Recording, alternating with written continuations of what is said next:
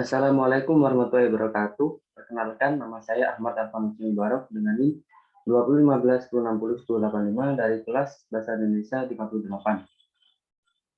Pada kesempatan kali ini saya akan mendiskusikan mengenai wirausahawan sukses yang ada di Indonesia.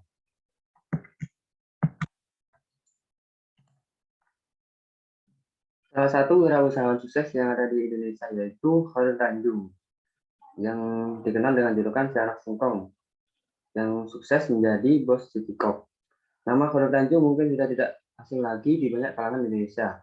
Dia yang sering dikenal dengan cara meningkat namanya menjadi City ini merupakan salah satu pebisnis tersukses di Indonesia. Tak hanya di Indonesia, nama Khairul bahkan sudah dikenal di Indonesia bisnis internasional. Kesuksesan yang didapat oleh pria berusia 58 tahun ini ternyata tidak didapatkannya dengan mudah dan instan, melainkan butuh perjuangan keras yang dimulainya dari nol. Maka jangan heran bila Khairul banyak dijadikan panutan bagi para bisnis muda sebagai motivasi untuk mencapai kesuksesan. Lalu seperti apakah sosok pemimpin dan pendiri dari Citycorp ini? Berikut adalah ulasannya. Yang pertama, lahir dari keluarga yang pas-pasan. Walaupun banyak pengusaha sukses yang sudah lahir dari keluarga yang sukses juga, namun tidak begitu halnya dengan Khairul. Lelaki kelahiran Jakarta 16 Juni 1962 ini merupakan anak dari 6 saudara dari pasangan Abdul Wafar Tanjung yang berasal dari Sibolga, Sumatera Utara, dan Halimah kelahiran Cibadak, Jawa Barat. Masa muda Khairul tidaklah bergelimang harta dan kehidupan. Sang ayah hanya seorang jurnalis dari koran yang terbilang kecil. Bahkan memasuki periode Orde Baru, perusahaan tempat ayahnya bekerja tersebut ditutup karena dianggap bertentangan dengan pemerintah. Tentunya keadaan ekonomi keluarga Khairul memaksa mereka untuk menjual rumahnya dan tinggal dalam sebuah losmen kecil yang sangat sempit bila dihuni keseluruhan anggota keluarga mereka.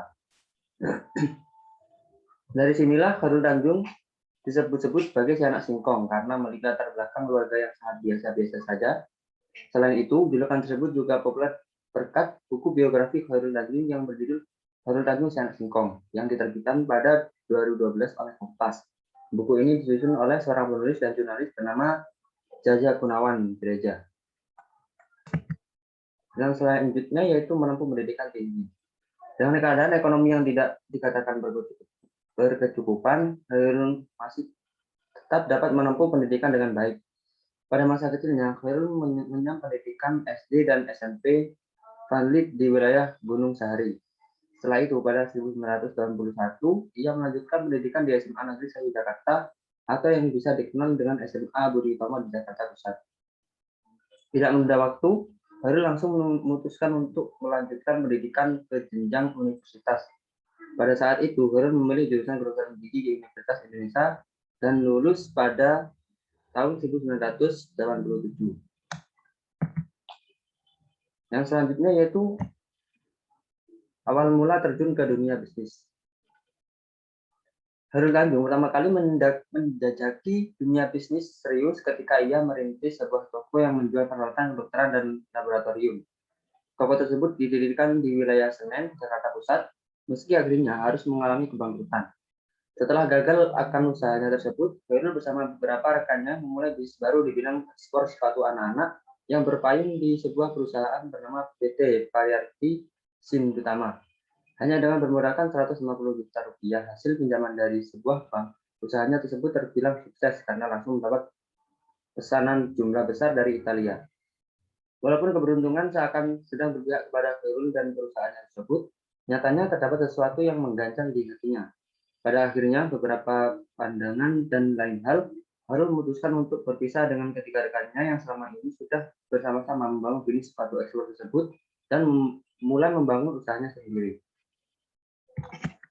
Yang selanjutnya yaitu mendirikan Citycorp. Selain memiliki kepiawaian dan naluri yang baik dalam bidang bisnis, Khairul juga merupakan pria yang memiliki relasi sangat luas. Ayah dari dua orang anak ini tidak milih-milih dengan siapa yang menjalin relasi.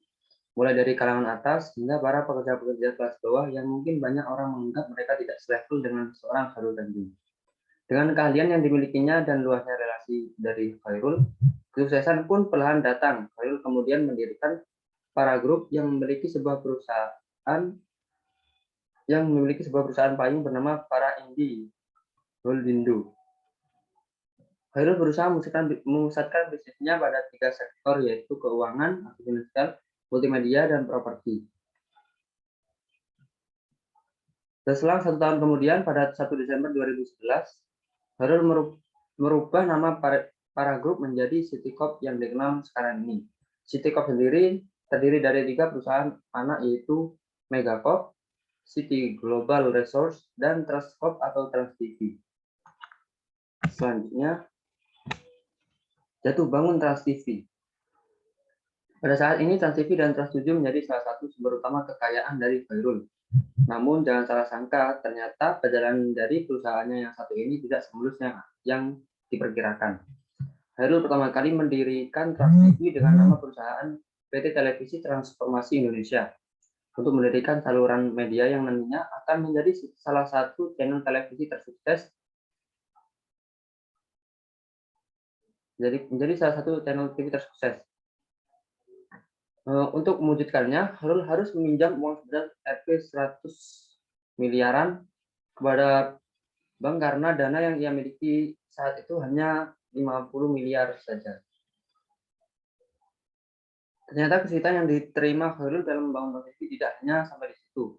Estimasi biaya yang dibuat sebelumnya ternyata tidak cukup. Belum lagi ia sudah mempekerjakan 250 karyawan di tahun 2000. Stasiun televisi miliknya itu pertama kali melakukan siaran uji coba pada tahun 2001, tepatnya pada bulan Desember. Siaran uji coba tersebut hanya berlangsung selama 12 jam saja. Kemudian waktu siaran dari TV pun bertambah menjadi sekitar 20 jam. Khairul sendiri merasakan betapa berat dan memakan biayanya menggeluti dunia bisnis ini. Pinjaman yang diajukannya sebesar 300 miliar rupiah habis hanya dalam sebulan saja. Pada masa awal Trans TV mengudara, setiap bulannya Khairul harus merugi rata-rata 30 miliar rupiah. Siaran dari stasiun televisi milik laki-laki penyandang gelar sarjana kedokteran gigi ini mencapai puncaknya pada tahun 2008. Tidak puas hanya sampai di situ, Khairul kemudian mengambil alih saluran TV 7 milik Kompas dan merubah namanya menjadi Trans 7. Mulai dari situlah, kedua stasiun televisi ini menjadi salah satu penyumbang kekayaan terbesar untuk Khairul yang mendapat dengan pendapatan mencapai triliunan rupiah. Dan selanjutnya yaitu salah satu orang terkaya di Indonesia dan dunia. Ayah dari Putri Indah-Sari Tanjung dan Rahmat Dwi Tanjung ini memang pantas disebut sebagai salah satu pengusaha paling sukses di Indonesia melalui kekayaan yang dibilangnya dari 3 sektor utama, yaitu pemberian kartu kredit melalui Bank Mega, pengelolaan Hypermart, Carrefour, dan Transmart, serta stasiun televisi, Trans TV, dan Trans 7, membuat nama Khairul Tanjung terdengar di seluruh pelosok Nusantara.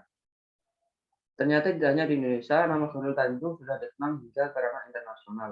Dilansir dari situs Forbes, kekayaan Khairul saat ini berada pada angka 3,4 miliar dolar Amerika Serikat atau setara dengan lebih dari 49,5 triliun rupiah. Angka tersebut bukan merupakan puncak kekayaan tertinggi dari Khairul. Puncak kekayaan Khairul Tanjung dilansir dari sumber sama berada pada bulan Maret 2016. Pada puncak kekayaan tersebut, nilai kekayaan Khairul Tanjung mencapai 4,9 miliar dolar Amerika Serikat atau setara dengan lebih dari 71,4 triliun rupiah bila dikalikan dengan nilai tukar dolar ke rupiah pada saat ini. Walaupun mengalami penurunan jumlah kekayaan, nama Khairul Tanjung masih tetap terdengar di jajaran orang terkaya di Indonesia, bahkan dunia. Pada daftar 50 orang terkaya di Indonesia yang dirilis oleh Forbes 2018, Khairul menempati posisi ke-7, sedangkan untuk skala internasional dari sumber dan tahun yang sama, Khairul menempati posisi ke-652. Melihat perjalanan hidup dan karir dari seorang Khairul Tanjung, mungkin dapat membuat kita menyadari bahwa tidak ada sukses yang bisa didapatkan secara instan. Hal ini tentunya bisa dijadikan sebagai motivasi. Khairul terus berjuang dan bangkit di setiap kegagalan-kegagalan yang ia alami untuk mewujudkan mimpinya hingga menjadi orang yang seperti sekarang ini. Itu saja mungkin yang bisa saya sampaikan, kurang lebihnya mohon maaf. Sekian, terima kasih atas perhatiannya. Assalamualaikum warahmatullahi wabarakatuh.